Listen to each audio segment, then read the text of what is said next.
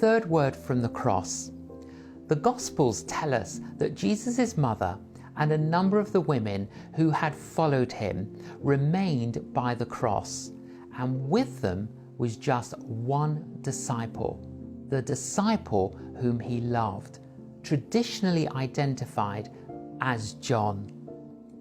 We read that when Jesus saw his mother there and the disciple whom he loved standing nearby, he said to his mother, "Woman, here is your son," and to the disciple, "Here is your mother."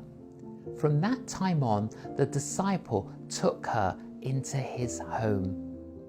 Roman law allowed that someone who was crucified could make a legally binding last will and testament to settle their affairs. Here, just before his death, Jesus has only one thing left to sort out: his responsibility to his mother.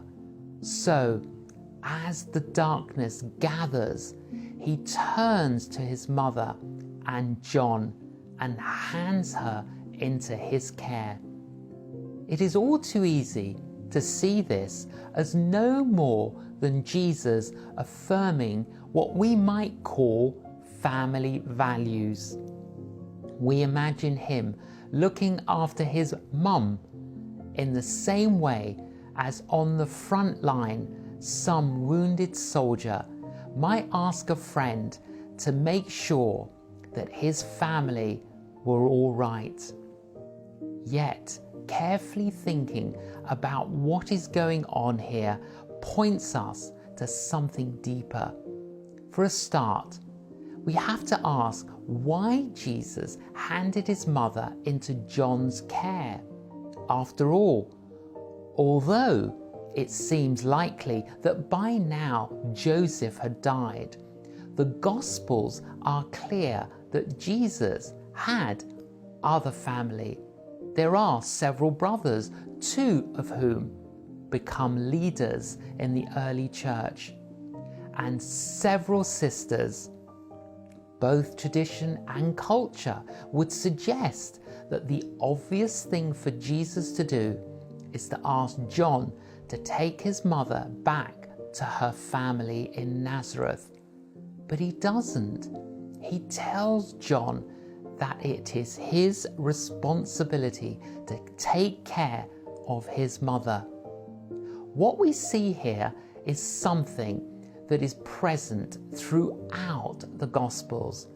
Jesus saw his purpose not just to forgive people as individuals, but to create through them a new community, a people who would be based not on racial or family ties, but on their relationship to him through faith.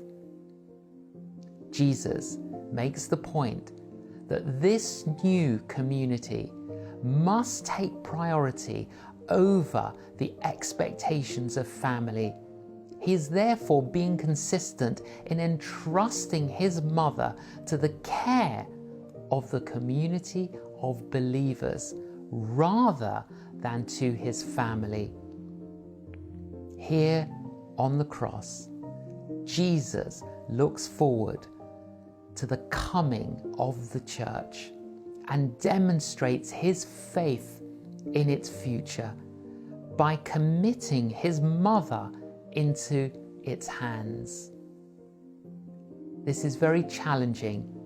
Our Western culture emphasizes the individual over everything else. Here, Jesus shows both care for family and his commitment to the Christian community. We need to practice this too. Ponder this. Always be humble and gentle. Be patient with each other, making allowance for each other's faults because of your love. A prayer. Lord, Thank you for the reminder that we are part of your family. May we each play our part to encourage our sisters and brothers so that we can all live our lives to your praise and glory. Amen.